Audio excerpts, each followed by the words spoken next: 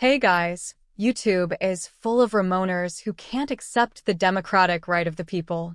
We had a referendum, and in spite of the EU spending a lot of money on propaganda and the government's fear-mongering, the people voted with their hearts and voted out. Most of these Remoaner guys will have an economic interest to be within the EU. These people stand to benefit from being part of the European Union, and this includes the political elites and businessmen. They like to point out that all our current problems are because of Brexit. But if you follow our channel, you will notice that most of our current problems are not due to Brexit. They are due to poor policy decisions by Gordon Brown, Cameron, and George Osborne. Please watch our earlier videos on these policy errors, and you can see clearly why we are having problems. We are not saying that there have been no problems because of Brexit. Yes, we have some problems. But these problems are mainly due to poor negotiations by the Tory government on the Brexit deal. Also, the EU elites did not want to negotiate with us and wanted Brexit to be a failure so that other countries would not leave. However, we need to understand that the people in the EU are much worse off than us. They have the same problems as us. Only they can't make any decisions because they have to deal with 20 other buddies with different ideas. Here at Muffet Investments, we are not against cooperation with you.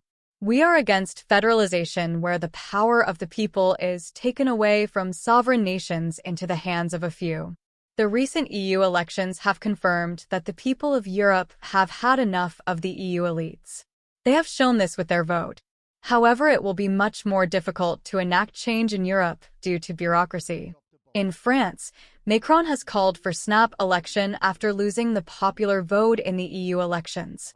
One reason that has been quoted is that he wants the far right to win to show that they can't change anything. This, in a way, is partly true. This is because if you are in the EU, you really can't change anything much. They have different inflexible rules that the nations that have signed up need to follow. The swing to the right, in our view, will paralyze the EU Parliament, and they will not be able to agree on any major decisions. This will be the main reason that will cause the EU to split apart in the next 10 to 15 years.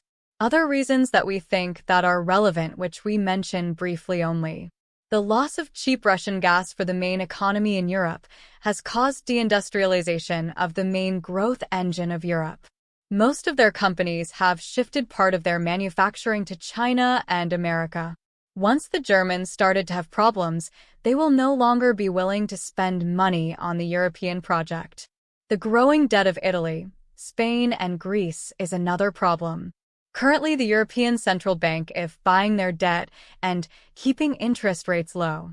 However, we predict inflation to rise again in the coming years, and the European Central Bank will no longer be able to print money to buy the bonds. So Europe will have a debt crisis similar to the one that Greece had within the next 5 years. So there is some time for the Remoaners to moan for a few more years. Lastly, the aging population of the Europe means that the younger people will not be able to support the pensions liabilities of the older generation. The old-age dependency ratio is much worse in Europe than in the UK. So we should be grateful that we are out of the EU first. Soon the other countries will be jumping from the EU boat.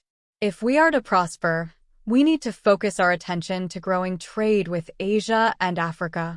And we can do this. Until next time. France has been shaken by a political earthquake, but instead of cowering under a hard hat in a defensive crouch, President Macron has mounted the barricades and launched an incredibly brazen gamble to hold the snappiest of snap elections for this building here, the Assembly of France, the Parliament, if you like. Now, if he prevails and manages to clip the wings of the far right, then he will continue for the next 3 years, the remainder of his presidency, as perhaps the undisputed leader of Europe. If he doesn't prevail, then his wings will be clipped. His reform agenda for France will be turned to dust, and his legacy could be to pave the way for his successor, President Marine Le Pen